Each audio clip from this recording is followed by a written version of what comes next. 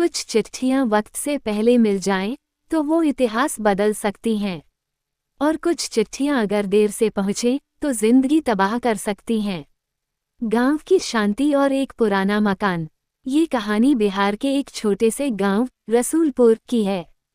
वहाँ एक पुराना हवेलीनुमा मकान था, ऊंची दीवारें, भारी दरवाजे और बंद खिड़कियां। लोग उसे बख्शी हवेली कहते थे। कोई उसमें रहता नहीं था, लेकिन कहते हैं किसी जमाने में वहाँ एक स्कूल टीचर राघव बख्शी अपनी बीवी सरिता और छोटे बेटे ईशान के साथ रहा करते थे। फिर एक दिन अचानक सब कुछ बदल गया। शहर से वापसी। कहानी के असली किरदार का नाम है विक्रम।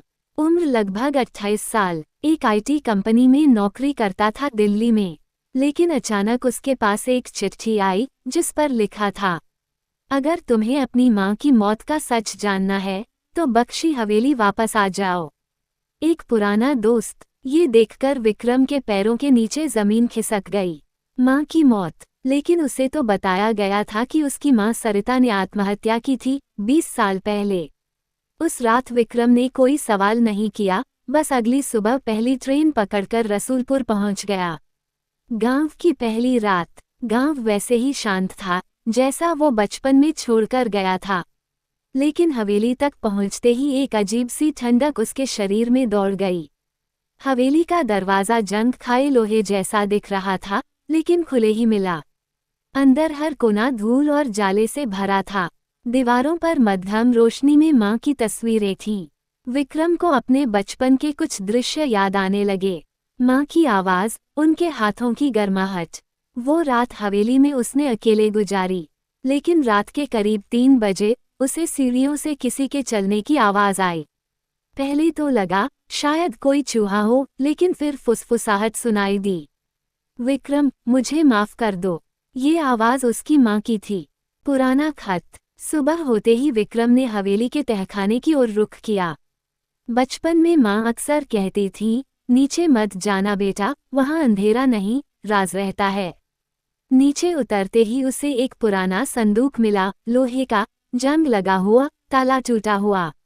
उस संदूक के अंदर ढेर सारी पुरानी चिट्ठियां थीं, जो सरिता उसकी माँ ने लिखी थीं, लेकिन कभी भेजी नहीं गईं। एक चिट्ठी में लिखा था, राघव ने मुझे धोखा दिया है। उसने मुझे और ईशान को एक कमरे में बंद कर दिया है। वो कहता है मैं पागल हूँ, लेकिन सच ये है कि मैंने कुछ ऐसा देख लिया था जो नहीं देखना चाहिए था। अगर ये चिट्ठी कभी विक्रम तक पहुँचे तो बेटा मत समझना कि तुम्हारी माँ ने आत्महत्या की थी, मुझे मारा गया है। विक्रम के हाथ कांपने लगे। ये क्या सच है? राघव बख्शी की डायरी। चिट्ठियों के साथ एक पुरानी डायरी भी मिली, उसके पिता राघव बख्शी की। विक्रम को बताया गया था कि उसके पिता ने आत्मसमर्पण कर लिया था और जेल में मर गया। डायरी में लिखा था, सरिता ने वो देखा जो इंसान नहीं देख सकता। वो कमरा, वो तिजोरी, वो नक्शा, वो पुरानी किताबें। मैंने उसे रोका, लेकिन बहुत देर हो चुकी थी। अब केवल एक ही रास्ता है, उसकी आवाज़ हमेशा के लिए बंद कर देना। ईशान, वो बच्चा नहीं था, कुछ और बन चुका था। सरिता ने उसे छुपा लिया था, लेकिन मैं जानता हूँ वो अब तक जिंदा है। विक्रम के शरीर में झुरझुरी दौड़ गई। उसका भाई ईशान, जिसे वो मरा समझता था, शायद अब भी जिंदा है। गांव वालों की सच्चाई। उस दिन गांव के सबसे बुजुर्ग व्यक्ति हकीम चाचा से मिलने गया। हकीम चाचा ने कहा, बेटा तुम्हारी माँ बहुत बहादुर थी। वो कुछ ऐसा जान गई थी जिसे छुपाया गया था। तुम्हारे पिता कोई साधारण आदमी नहीं थे। उनके पास कुछ ऐसी पुरानी किताबें थीं जो जिन्नात और काले विज्ञान से जुड़ी थीं। वो ईशान पर प्रयोग करना चाहते थे, लेकिन सरिता ने उसे बचाया और फिर एक दिन दोनों गायब हो गए। उसके बाद हवेली में अजीब घटनाएं होने लगीं। आवाजें, दरवाजों का अपने आप खुलना बंद होना, और फिर अचानक हर कोई चुप हो गया।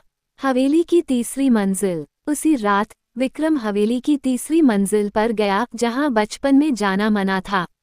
वहां एक कमरा था, बंद, लेकिन हवा अंदर से आ रही थी। कमरे के अंदर एक पुरानी दीवार पर खून से लिखा था, मैं जिंदा हूँ। और नीचे एक नाम उभरा हुआ था, ईशन। उस दीवार के पीछे से किसी के रोने की आवाज आ रही थी। विक्रम जैसे ही दीवार के करीब गया, कमरे की सारी लाइट्स बुझ गईं और दीवार में एक दरार उभरने लगी। दरार के अंदर से किसी ने कहा, भाई तू आ ही गया। पार्ट 1 समाप्त। अगला भाग जल्द ही। अगर आपको ये कहानी पसंद आई हो तो पार्ट 2 के लिए कहें, जिसमें विक्रम का सामना होगा उस सच से जिसे सालों से दफन किया गया था। क्या ईशान जिंदा है? क्या सरिता की आत्मा अब भी हवेली में है? और आखिर राघव बख्शी की असली मंशा क्या थी?